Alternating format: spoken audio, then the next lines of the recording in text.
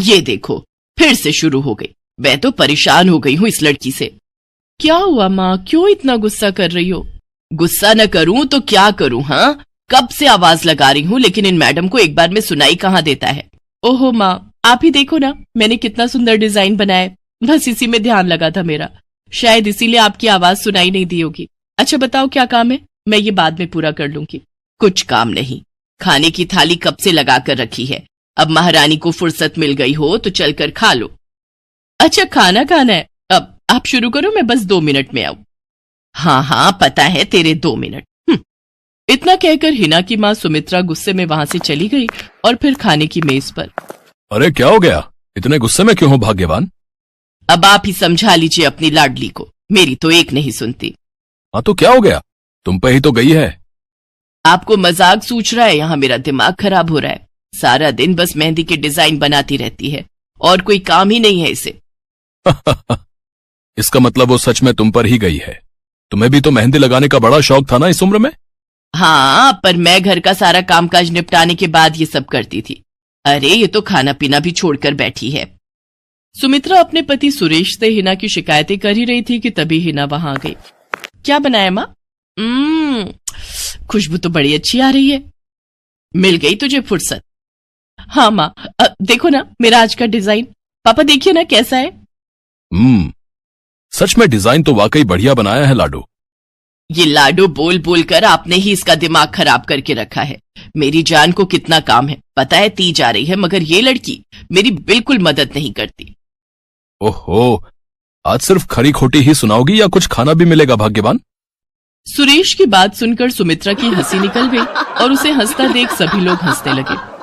हिना अपने माता पिता की अकेली संतान थी। हिना को बचपन से ही मेहंदी के नए नए डिजाइन बनाने का बड़ा शौक था।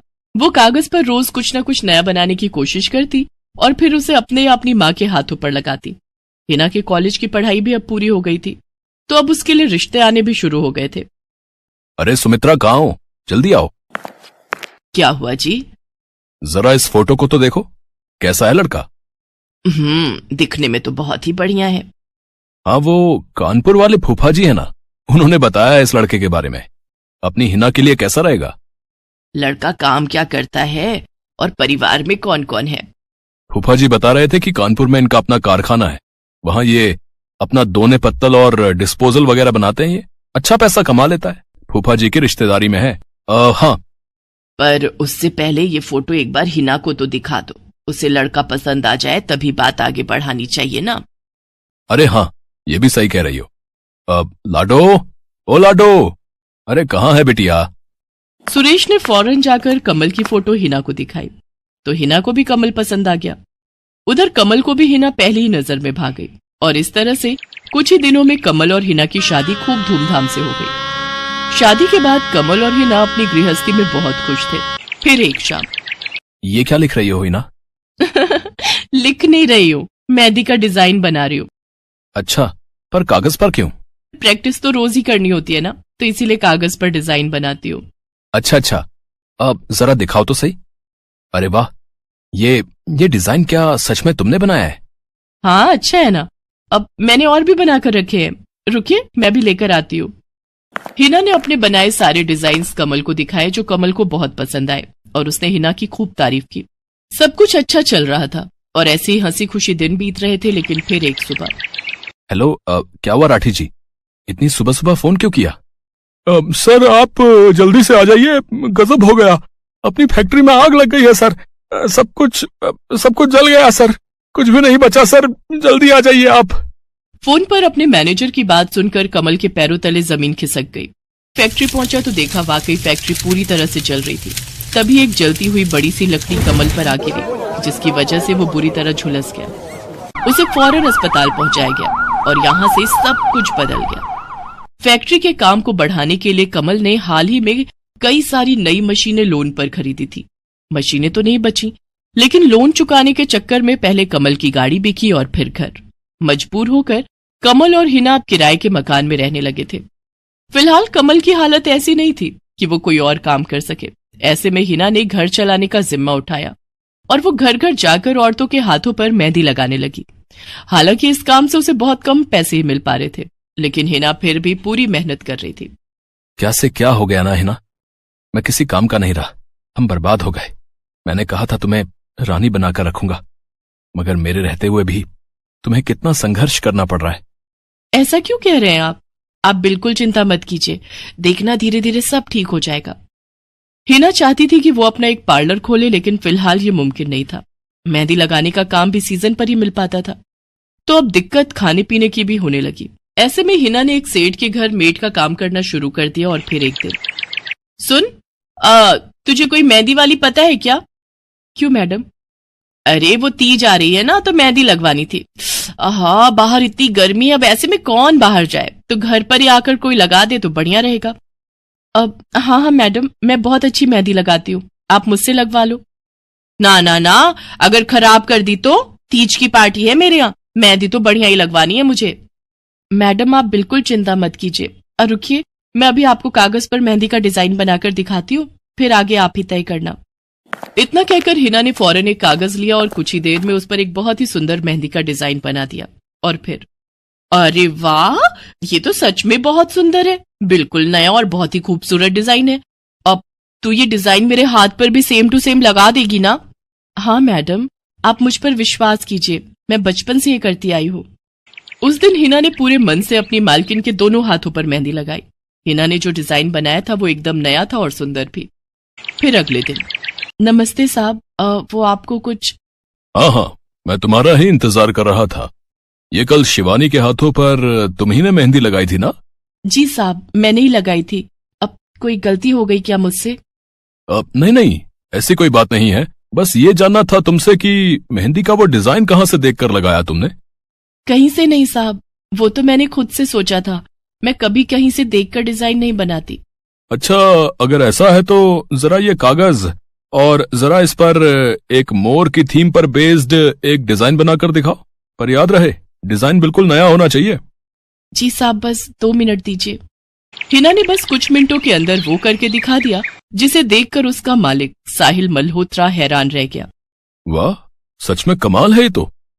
अब तुमने डिजाइनिंग सीखी है क्या कहीं से? नहीं साहब, सीखी तो नहीं, लेकिन मुझे बचपन से ही शौक है मेहंदी लगाने का, तो बस इसीलिए। समझ गया। देखो हिना, तुम्हारा हुनर लाजवाब है और तुम्हें अपने इस हुनर को ऐसे बेकार नहीं जाने देना चाहिए। जी मतलब? तुम्हें पता है ना, मेरी फैक्ट्री में लेडीज कपड़ों के लिए कपड़ा बनता है, लेकिन काफी समय से मैं परेशान हूं, क्योंकि सूट साड़ियों वगैरह के लिए मेरे पास नए डिजाइन्स की कमी पड़ गई है। लेकिन अब लगता है ये कमी नहीं रहेगी। बोलो, बतौर डिजाइनर मेरे लिए काम करोगी तुम? जी साहब, बिल्कुल करूंगी। ये हिना के लिए सपने के सच होने जैसा था। अब वो काम वाली बाई से एक डिजाइनर बन गई। वो साहिल की फैक्ट्री में बनने वाले कपड़ों के लिए हर रोज नए नए डिजाइन्स बनाने लगी, और इसके बाद साहिल के फैक्ट्री में बनने वाले कपड़े की डिमांड काफी बढ़ गई, और इसके चलते हिना को भी उसके काम की बढ़िया सैलरी मिलने लगी। हिना अब अपनी कमाई से न सिर्फ अपना घर खर्च चलाने लगी, बल्कि उसने शहर के बढ़िया डॉक्टर से कमल का इलाज भी कराया, जिससे कमल बहुत जल्दी ठीक हो गया और उसने भी काम करना शुरू कर दिया। पर इस सब में पूरा 1 साल बीत गया और एक बार फिर से तीज का त्योहार आया। देखिए तो कैसी लग रही हूं मैं? बिल्कुल चांद जैसी लग रही हो। हिना ने नई हरे रंग की साड़ी पहनी हुई थी, जो उसने खुद डिजाइन की थी, और वाकई वो उसमें बहुत ही सुंदर लग रही थी। हिना, तुम सच में बहुत बहादुर हो। मैं तो उस हादसे के बाद उठकर खड़ा ही नहीं हो पाता, लेकिन तुमने सब कुछ ठीक कर दिया। तीज का ये त्योहार ही इसलिए है जी, मैं आपको कभी कुछ नहीं होने दूंगी।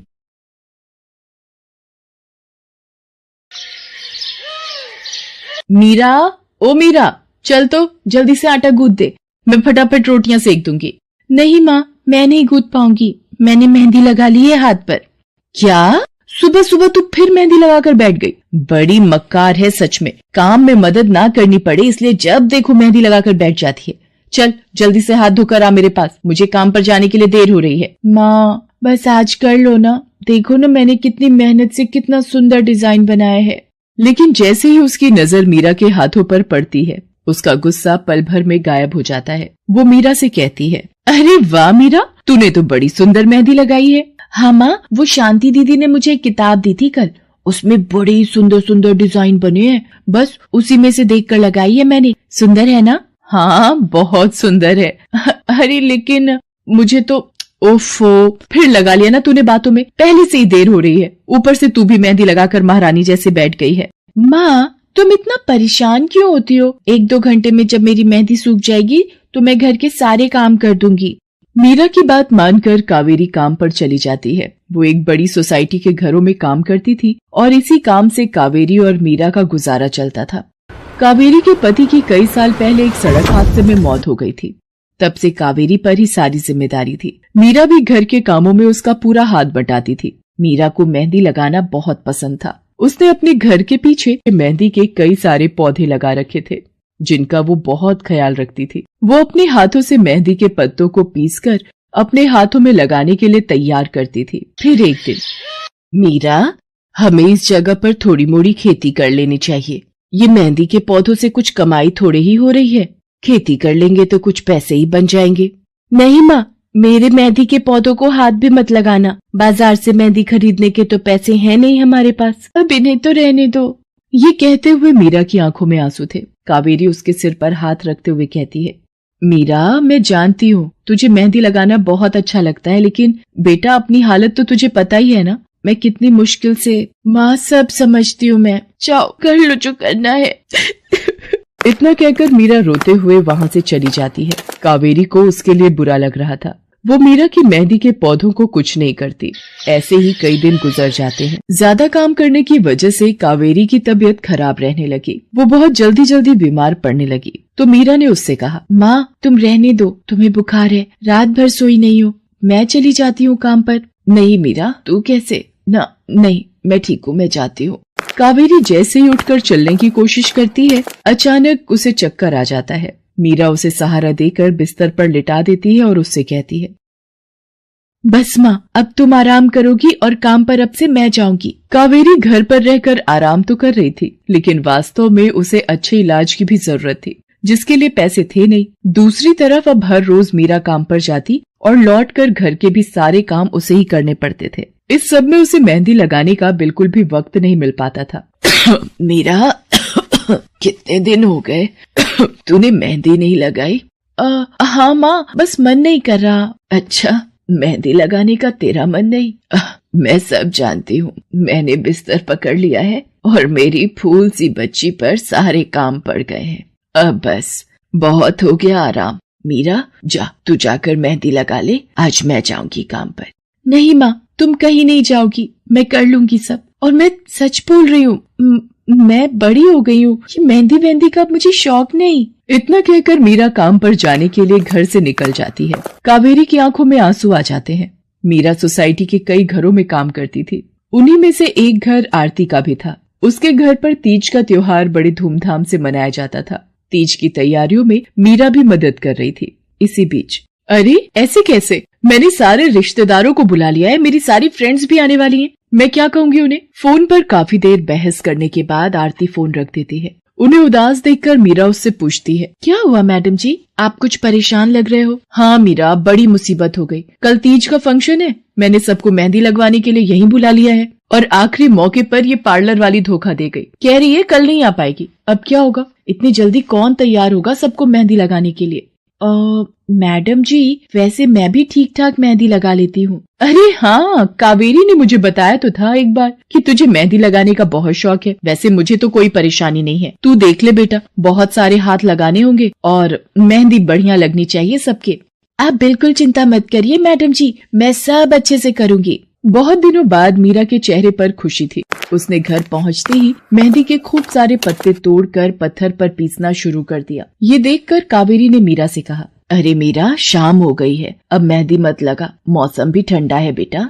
ये मेहंदी मैं अपने लिए नहीं पीस रही माँ, वो 5वें फ्लोर वाली मैडम जी है ना, कल उनके यहाँ लगानी है। अच्छा बेटा, पर ध्यान से बेटा, वो बड़े लोग हैं, कोई गलती ना हो जाए। माँ, तुम बिल्कुल चिंता मत करो, मेहंदी लगाने में मुझसे कभी कोई गलती हो ही नहीं सकती। मीरा खूब सारी मेहंदी तैयार करके अगले दिन आरती के घर पहुंच जाती है। वो अपनी मेहंदी को कोन में भरने लगती है कि तभी आरती की एक फ्रेंड आरती से, आरती, ये किसे बुला लिया तुमने? मैंने जिस पार्लर का नंबर दिया था तुम्हें, उससे बात नहीं हुई क्या? हुई तो थी, लेकिन उसने आखिरी वक्त पर मना कर दिया। तुम बिल्कुल चिंता मत करो, ये मीरा है, मेरी हाउसमेड है ना कावेरी, ये उसी की बेटी है, बहुत अच्छी मेहंदी लगाती है ये। ओफो आरती, तुम भी ना, पार्लर की बात अलग होती है, उन लोगों का मटेरियल ब्रांडेड होता है, मेहंदी के रचने की गारंटी मिलती है वहां से। और इसकी मेहंदी तो मुझे कुछ समझ नहीं आ रही, इस पर तो कोई लेबल तक नहीं है, अगर कुछ गलत रिएक्शन हो गया हाथों पर तो।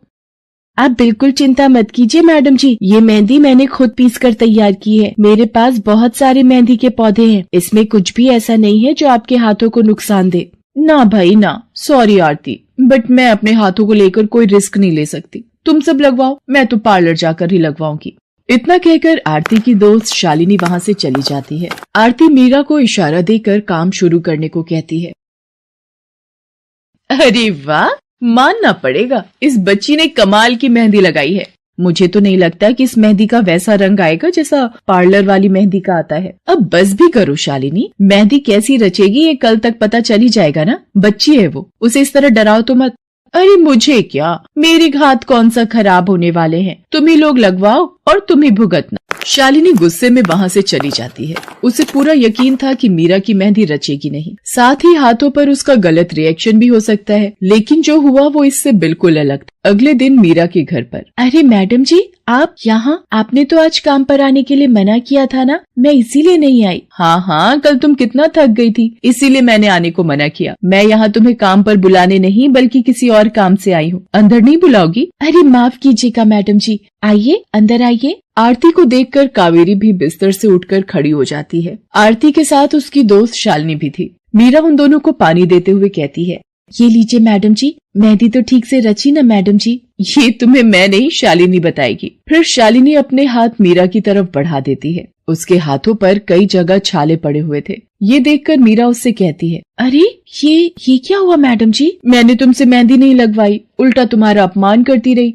उसी की सजा मिली है मुझे। मैंने सबसे महंगे वाले पार्लर में जाकर मेहंदी लगवाई। मैंने उनसे जोर देकर कहा कि मेहंदी का रंग बहुत बढ़िया आना चाहिए। इस चक्कर में उन्होंने पता नहीं क्या क्या मिला दिया मेहंदी में, और मेरे हाथों का ये हाल हो गया। और दूसरी तरफ तुम्हारी मेहंदी, जिसने भी लगवाई उसके हाथों की रंगत ही अलग है। देखो आरती के हाथ देखो जरा। आरती ने अपने हाथ आगे बढ़ा दिए, जिन पर मीरा के हाथों से लगी मेहंदी का बहुत ही अच्छा रंग चढ़ा था। फिर आरती कावेरी के पास जाकर उससे बोली, बस कावेरी, ये झाड़ू पोछा और बर्तन बहुत करवा लिए तुमने मीरा से, ये अब वो करेगी जो इसे करना चाहिए। जी क्या मतलब मैडम जी? ये अब मेहंदी लगाएगी सबके हाथों पर। हमारी एक दोस्त का अपना ब्यूटी पार्लर है, उसे मीरा का काम और उसकी मेहंदी की क्वालिटी बहुत अच्छी लगी। वो मीरा को अपने यहाँ काम देना चाहती है, अच्छे पैसे भी देगी वो मीरा को, और तो और वहाँ रहकर मीरा पार्लर के दूसरे काम भी सीख पाएगी। आरती की बात सुनकर कावेरी की आंखों में आंसू आ जाते हैं। वो हाथ जोड़कर आरती का शुक्रिया अदा करती है। मीरा भी बहुत खुश थी। अब न सिर्फ वो अपना मेहंदी लगाने का शौक पूरा कर सकती थी, बल्कि अच्छे पैसे कमाकर अपनी माँ का इलाज भी करवा सकती थी। एक समय की बात है, केशवपुर नामक गांव में सरला नाम की एक बूढ़ी विधवा औरत अपने बेटा बहू के साथ रहती थी। सरला की बहू जया स्वभाव से बहुत बुरी थी। वो रोजाना सरला से बात बात पर लड़ती रहती थी। सरला का पति किशन शहर में मजदूरी करता था, इसलिए वो कभी कभी ही गांव आ पाता था। किशन शहर से घर खर्चे के लिए पैसे भेजता तो 2 लिफाफे भेजता, एक अपनी माँ के नाम और एक अपनी पत्नी के नाम। पर जया सरला के पैसे भी अपने पास ही रख लेती थी। ऐसे ही एक दिन, ये सरला देवी और जया जी के नाम के मनी ऑर्डर हैं। लाओ भैया, जल्दी से मुझे दे दो। ये सरला देवी के हस्ताक्षर करके ही उन्हें मिलेगा। माँ जी आराम कर रही हैं, लाओ मैं अंगूठा लगवा कर लाती हूँ। ए बुढ़िया, जल्दी से इस कागज पर अंगूठा लगा दे। भैया मनी ऑर्डर मुझे दे दो। जया सारे पैसे अपने पास रख लेती है और अपने और बेटे बिट्टू के लिए खाने पीने की चीजें खरीद लाती है। माँ बहुत भूख लगी है। ये देख, मैं तेरे लिए कितने सारे पकवान लाई हूँ, पूरी, छोले, समोसे, कचौड़ी। चल हम दोनों मिलकर खाते हैं, मजा आ जाएगा। जया बहू, बहुत भूख लगी है, सुबह से कुछ भी नहीं खाया है। अगर थोड़ा सा कुछ खाने को मिल जाता तो। पता नहीं इस बुढ़िया को कितनी भूख लगती है, जब देखो हम माँ बेटे के खाने पर नजर लगाती रहती है। ये ले पकड़, आधी कचौड़ी दे रही हूँ, अब रात तक कुछ खाने को नहीं मिलेगा। और तुझे तो मैंने बोला था कि कपड़े धो देना, तेरे से अभी तक कपड़े नहीं धुले। ये कचौड़ी खाकर चुपचाप सारे कपड़े धो देना, नहीं तो मुझसे बुरा कोई नहीं होगा। बेचारी सरला कचौड़ी का एक टुकड़ा खाकर भला क्या पेट भरती। वो फिर से दोबारा काम पर लग जाती है। एक दिन किशन शहर से वापस आने वाला था। जया को पता था कि जब किशन सरला से पूछेगा कि वो उसे पैसे बराबर भेजता है तो उसे मिलते हैं या नहीं। ये बात सोचकर जया थोड़ा घबरा जाती है और वो सरला से कहती है, ओ बुढ़िया, अगर तूने अपने बेटे से कहा कि तुझे उसके भेजे हुए पैसे नहीं मिलते तो मुझसे बुरा कोई नहीं होगा। वो तो एक दिन रहकर चले जाएंगे, उसके बाद जो मैं तेरा हाल करूंगी ना, फिर तू देखती रह जाएगी। इसलिए अपने बेटे के सामने दुखड़े रोने की कोशिश मत करना। नहीं बहू, मैं किशन को कुछ नहीं कहूंगी। माँ, मैंने तुम्हें पैसे भेजे थे, वो तुम्हें मिल गए थे ना? अरे आप बिना कैसी बातें करते हो? माँ जी को मैं बराबर से पैसे देती रहती हूँ।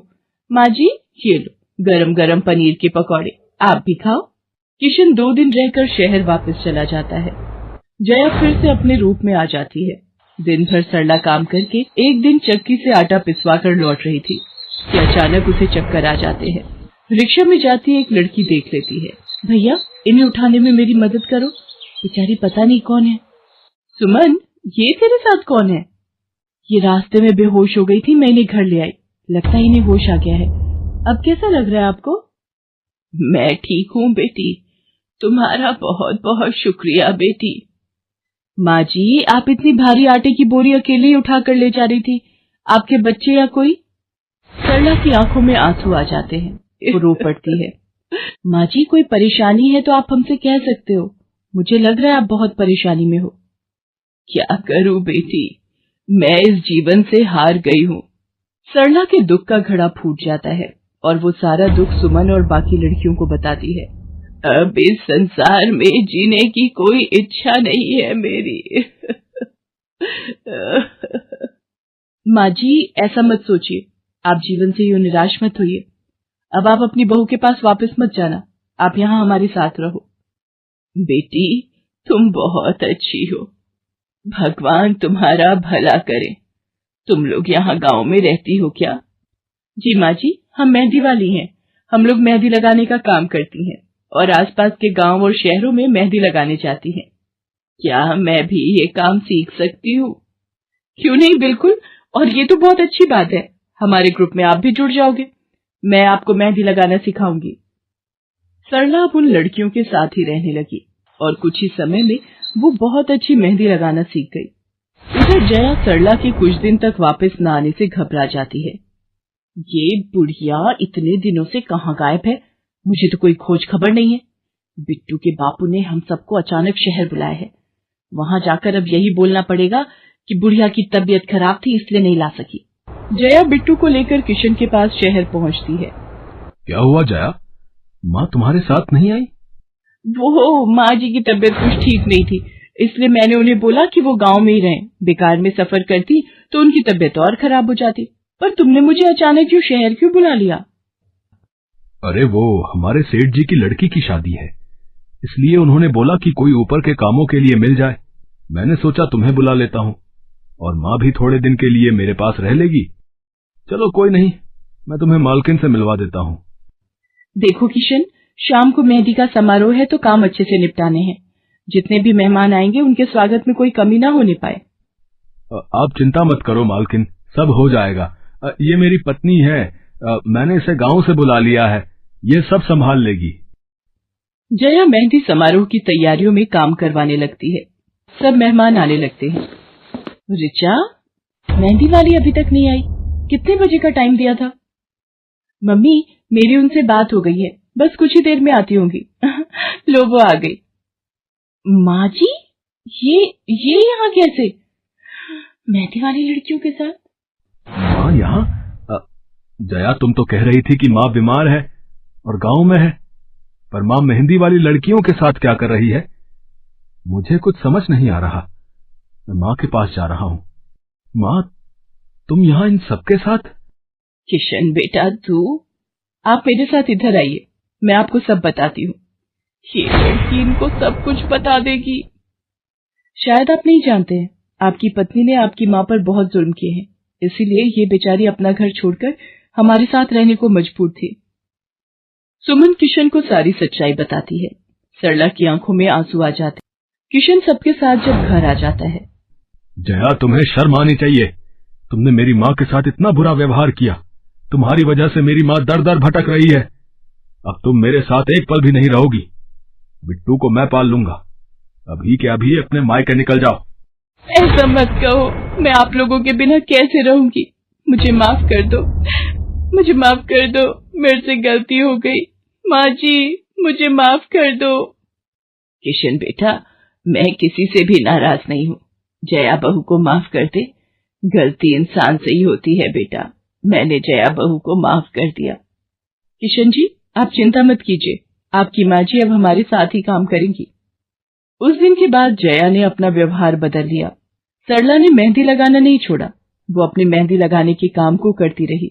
जया को अपनी गलती का एहसास हो गया था। अब वो भी सरला की बहुत देखभाल करती थी।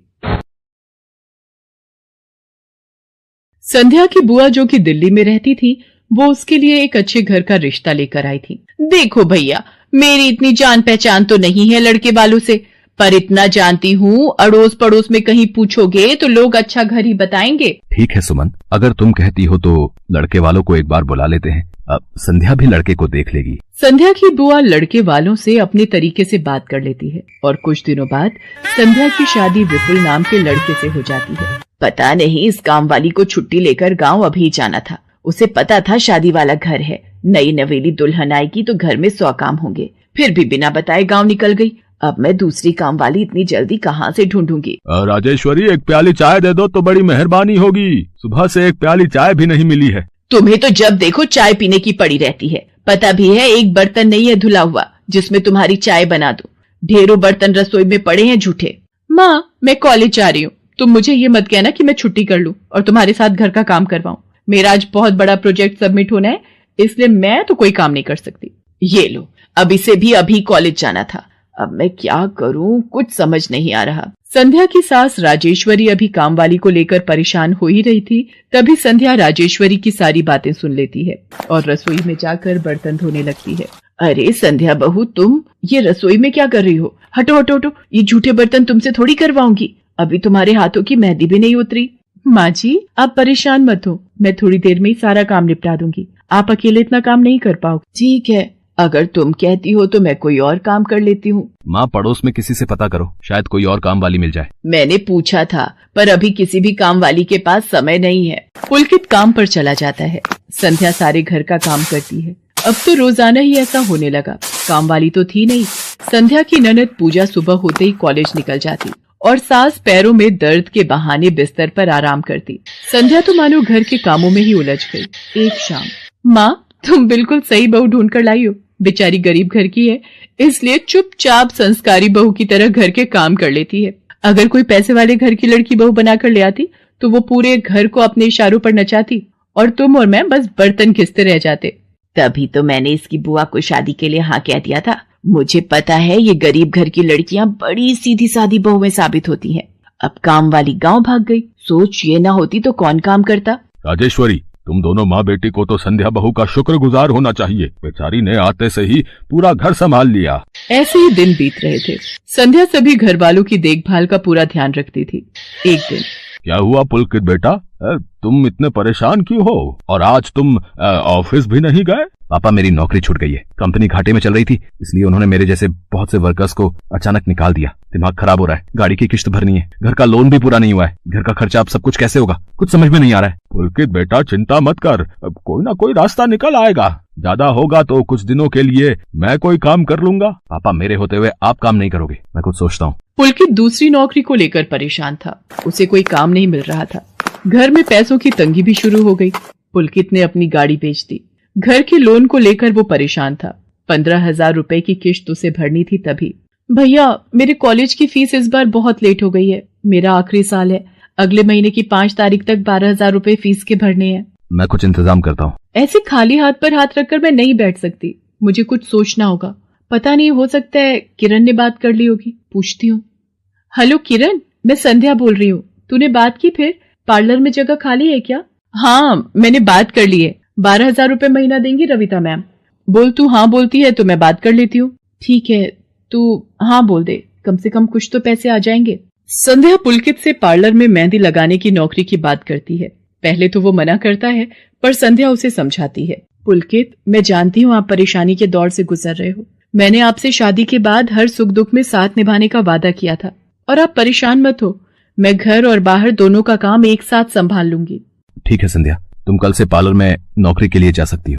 अगले दिन से संध्या सारे घर के काम के साथ साथ पार्लर भी जाती और वहां पर पूरा दिन मेहंदी लगाने का काम करती और शाम के वक्त घर आती। संध्या बहुत मेहनत कर रही थी ताकि वो अपने परिवार की मदद कर सके। संध्या बहुत सुंदर मेहंदी लगाती थी। ये बात उसकी सास को तब पता चली जब उसने पार्लर में काम करना शुरू किया। संध्या को पार्लर में काम करते हुए 1 महीना बीत चुका था। पार्लर की मालकिन रविता भी संध्या के मेहंदी लगाने के काम को देखकर बहुत खुश थी। संध्या, तुम सचमुच बहुत मेहनती हो। पिछले 1 महीने में बहुत से क्लाइंट तुम्हारी तारीफ कर रहे हैं और अपनी फैमिली फ्रेंड्स की शादी या सगाई फंक्शन के लिए तुम्हें ही मेहंदी के लिए बुक करना चाहते हैं। और हाँ, ये तुम्हारी सैलरी 12,000 रुपए। बाकी ये तुमने ओवर टाइम भी शादी के सीजन में बहुत किया है, उसके 6,000 रुपए अलग से दे रही हूँ। थैंक यू मैम, आपने मेरे काम की इतनी तारीफ की। मैं तो बस भगवान की कृपा से मेहनत से करती हूँ। संध्या घर आ जाती है और 12,000 रुपए पूजा के हाथ में रखती है। पूजा, ये तुम्हारी कॉलेज की फीस के पैसे, तुम कल ही अपनी फीस जमा कर देना। भाभी, ये तो आपकी मेहनत की कमाई है, आप ये सारे पैसे मुझे दे रहे हो? नहीं नहीं भाभी। पूजा, तुम मुझे अपनी भाभी कहती हो ना, और भाभी तो माँ समान होती है, तो क्या तुम अपनी भाभी माँ के पैसे नहीं लोगी? तुम अपने भैया से भी तो लेती हो ना। फिर मेरे और अपने भैया में फर्क है, मैं भी तो इस घर का हिस्सा हूँ, इसलिए ये पैसे रख लो। मुझे माफ कर दो भाभी, मैंने ना जाने आपके बारे में क्या क्या गलत सोचा। पुलकित को भी दूसरी नौकरी मिल जाती है। अब संध्या और पुलकित दोनों मिलकर काम करते थे। राजेश्वरी और पूजा भी अब संध्या की घर के कामों में बहुत मदद करती थी। परिवार में खुशियां फिर से लौट आई थी।